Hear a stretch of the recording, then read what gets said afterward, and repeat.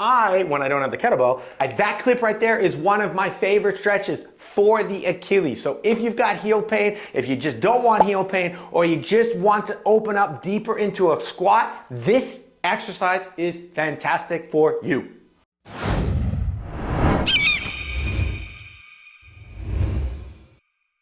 All right, so the thinking man stretch is gonna fix the problem that we have due to our shoes and just poor movement. So if you don't want to learn about this, go straight to the exercise. Everything's cut in chapters below. But for everyone else to understand why we have such a disaster with our Achilles is because it's shoes like this. Imagine if you had an 8mm bend in your elbow all day long.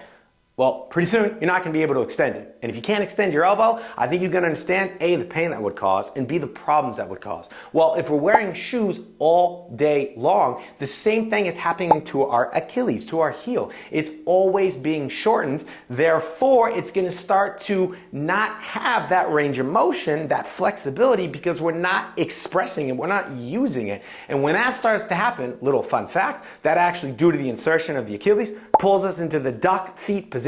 From there, our squat, our movement, everything starts not to work. So, does that mean you should run around barefoot all day? No, not necessarily. Does that mean you should never wear heels again, you wonderful ladies? No, not necessarily. It just means we need to understand the problem so we can create a solution in order to make sure it never gets out of control. So the higher the heel that you wear, maybe try in the office to take them off if you can walk around without it. In the meeting, put them back on, it's not a problem. Maybe slowly start to climb down the heel drop in your shoe. Many people set their shoes on fire or set their ankles on fire because they go from something super high to nothing. Slow down with that one. You don't need to wear the 5-finger V-broms everywhere you are. You just want to be aware of what's going on, and stretches like I'm going to show you right now will dramatically be helpful for you to open up and regain that lost range of motion. And if you like this how behind the why or the why behind the how, check out my link below because all of my online programs do exactly that. Once you understand the why behind it, the how is simple, and when you don't have any problems because you know the solution, you don't have any pain, and when you don't have any pain, you don't need videos like this because you're out there doing what you want to do, and then if something does come, because you know the why behind it, you know how to fix yourself. All right, so I call this stretch the thinking man stretch because of the sculpture. So no offense to you ladies out there. First piece is interesting, and that's just sitting like this. This is not part of the stretch, so if you're not able to do this, no worries.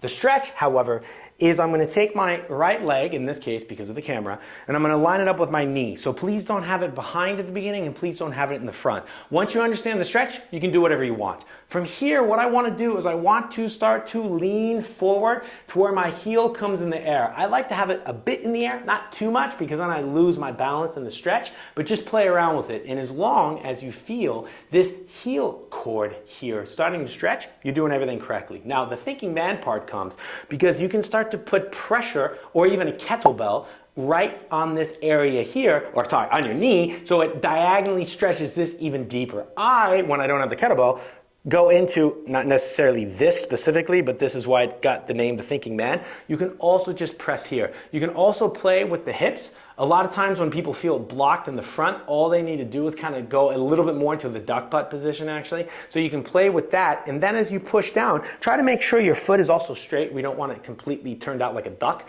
And from here, I just press down and I feel this right here. Now, I would say hold this minimum for, I don't know, 3 to 5 minutes. Sometimes I even hold this for 10 because for me, this is a very comfortable position.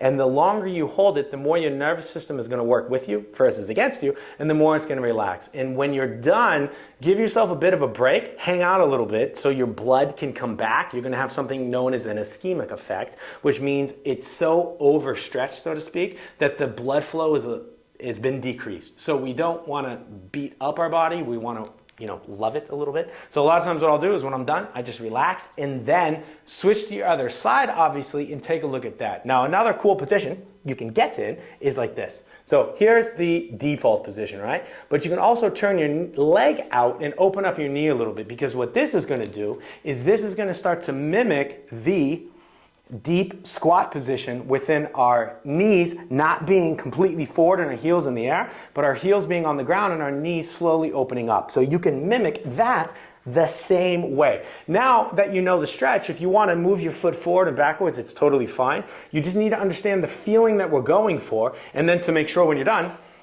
to relax a little bit, and then stand up. And if you did one ankle or if you did both, it is amazing. You feel like you're just gonna float away. The feeling of this stretch is absolutely awesome.